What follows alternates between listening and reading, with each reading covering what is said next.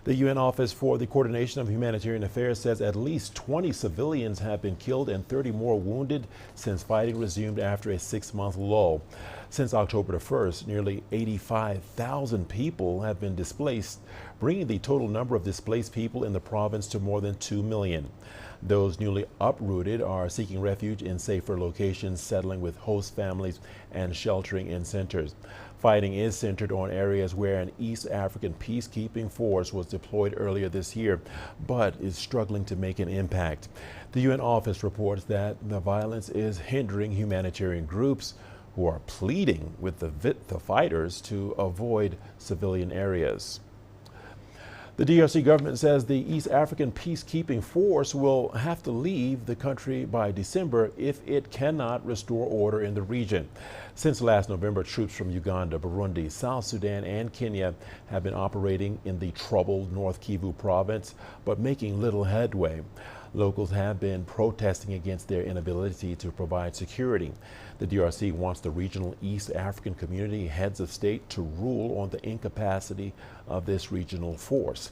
The region has been mired in conflict for at least 2 decades, with different armed groups operating there despite the presence of UN peacekeeping forces since 1999. A DRC government spokesperson says the M23 rebels have refused to withdraw from the areas under their occupation in accordance with a peace agreement signed in Angola last year.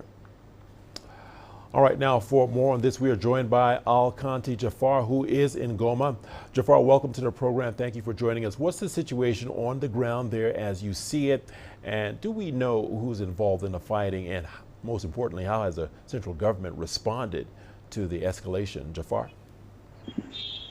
The situation is now so complicated and very confused because there is now more than 20 war zones in the same area of Eastern Congo in North Kivu province, which is in Nyiragongo, Ruchuru, and Masisi territories.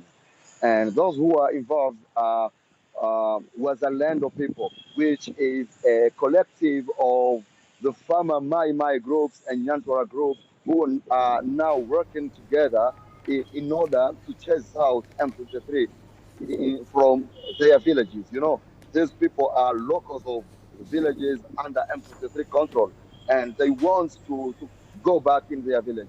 They want to see their families return in their village, and that's why they are engaged in this war.